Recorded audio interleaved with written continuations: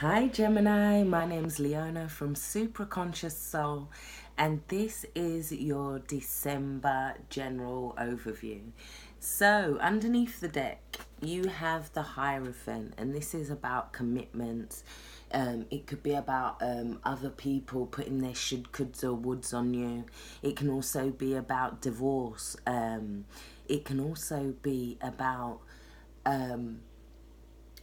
the structures that are above us, looking up to the structures and the things that are above us. It's also about, there's a questioning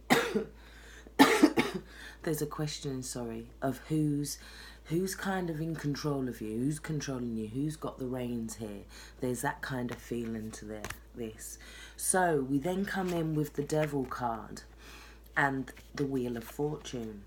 Now what this is telling me is that it's like somebody is putting pleasure over responsibility, in the sense that it could be that, for example, you've got a wife at home, but you go on a trip and you go and do blah blah.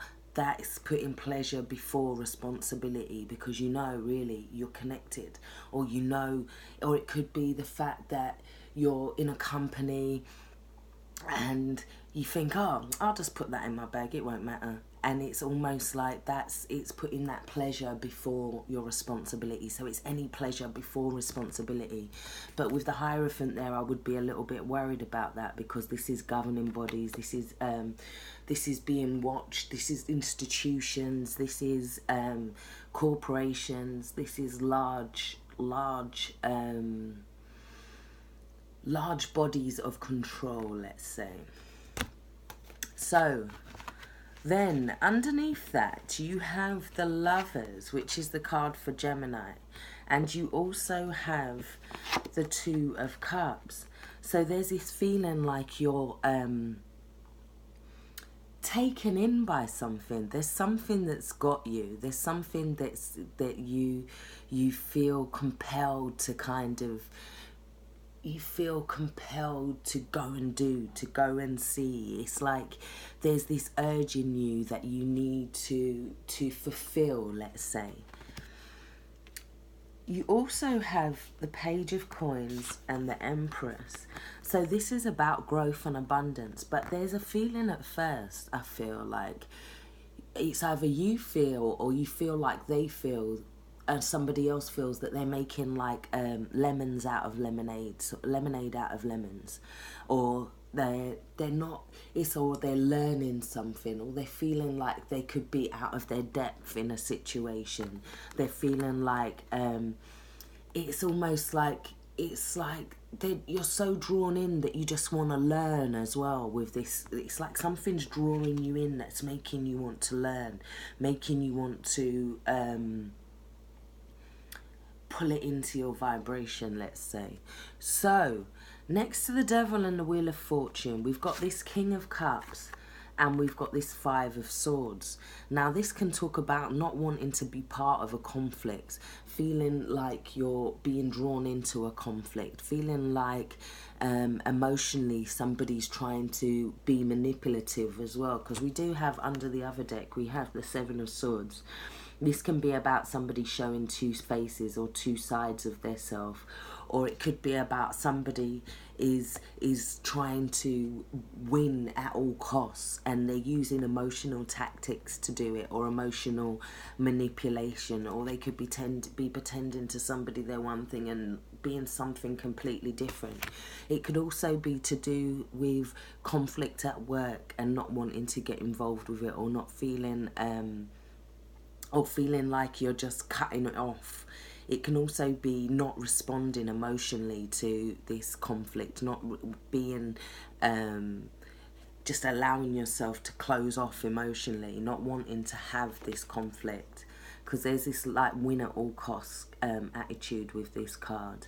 So it could be that somebody's coming at you with this conflict and you're just trying to remain calm in the face of the storm, let's say. But there's also conflict it's about some sort of moving forward. So for some of you guys, it could be about a promotion, it could be about work, and somebody's being kind of cutting you, let's say. So they could have seen something, this pleasure before, responsibility, and then all of a sudden we've got this conflict and you not wanting to be a part of it. There's also the Five of Wands that speaks about conflict, about you moving forward in an idea perhaps, or even in a relationship. There could be some conflict about you moving forward with a certain relationship. But we have the 2 5s, and it could be about changes. And we also have the Hierophant, which is a 5 as well. So that's 3 5s, and it's about changes. 3 5s, a 10 and a 15. So yeah, there's a lot of changes going on, and there's a lot of, it's like there's a new start for you in terms of something, and somebody may be not happy about it. They may not be happy about it emotionally. You could have got your divorce through with these cards as well, and somebody is not happy about it. They're drowning in their sorrows there. Or they're not happy about you moving forward within a relationship or in a new job or with a new position perhaps. So we move into the next row, and then we have the Lovers and the 2 of Cups. But it's like, you know what, I feel like you're drawn anyway and you go for it anyway. And then in the centre of your reading we have 13, which is Death, and it's about change. It's about clearing away the old to make way for the new. And there's this, you got the Hermit there, so it's going inside to look at these changes and possibly seeing whether these changes it could be changes in terms of relationships, it could be changes in terms of new jobs, friends, but there's something that has to clear away to make way for the new. And you kind of have this, you have this point of reflection where you're trying to gauge your own feelings about a situation, rather than taking on everybody else's ideas about a situation or everybody else's opinions about where your energy should be going. We also have next to the 13, so it's after this transition through the Hermit and the 13, we have this brand new thing coming for you. There's this offer, there's this gift, there's this sentiment, let's say, and it's, you feel a little bit out of your depth while doing it. It is an air sign card we have here, but there is a feeling of feeling a little bit out of your depth. Sorry, I forgot to say that we have the water signs here, so that could be Cancer, Pisces, or Scorpio. And then we had the Devil, which would be Capricorn.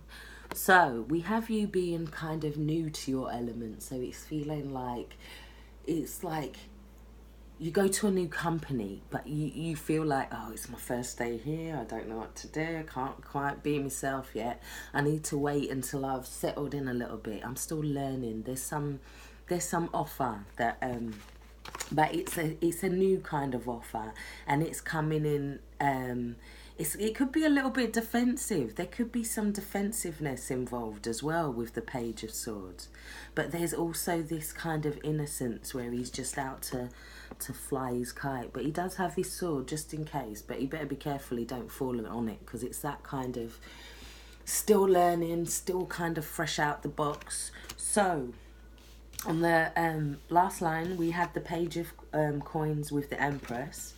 Then we have the Lovers again, so this could be a decision now, and there could be some clarity to this decision. It's like the sun shines a truth on everything. It reveals things, it brings a brightness to things, and it also is about a sense of joy, and it's like radiating from inside you joy. It's like life's good, abundance, it's a new family, it's children, it's a new position at work where you're feeling great about it. We also have the Lovers, so it's like you feel great. It could be that you feel great about this decision that you've made. You feel good about it, and it's maybe you're not caring what others are thinking. Others could be the ones thinking you're making lemons out of lemonade, but you feel like the Empress, and there's growth there. So your final cards are the Nine of Wands. So this is you like overcoming challenges. Look, you've even got a friend to help you on this Nine of Wands. So it's about saying, look, we've only got one more to do. There's only one more wand to do. And the funny thing is, you've got it here. It's like somebody comes and gifts you that last wand. So it kind of takes away some of that defensiveness, some of that need to kind of defend your position in a way. It's like this is something new. This is new growth. This is abundance. This is new growth of an idea. It's a spirituality. It's a relationship. It's a passion. It's being connected to your soul, your soul purpose. It's being part of your spirit. Yeah, this is something that brightens your spirit, and you might feel like it's a little bit of hard work, but he's only got one more one to go, and then it's like the universe, like, here you go, there it is, there's your other one. So, and it's like a new start again, a new freshness. It's like you can almost let these 9 wands go now, because you're like, look, we've got this. Yeah, this is the new growth. Yeah, so it's like leaving behind the old and coming in with the new. And then we have that with the 13, coming out with the old and in with the new. But it's about you being emotionally balanced about something this month as well. But I do think there's going to be some challenges in the first couple of weeks of December. We do have the 2 5s, and we have the Hierophant, which is a bit of a challenge from institutions or marriages or government or that kind of thing. So I feel like as the month progresses, you've got the Lovers, you've got the 2 of Cups, you've got the Empress, you've got the Lovers again, the Sun, the Ace of Wands, and the Ace of Cups. This is going to be a really good month for you, Gemini. But I just feel like there'll be a few challenges at the beginning of the month. But once you get through that, you're going to be good. Take care. Stay blessed. Bye-bye.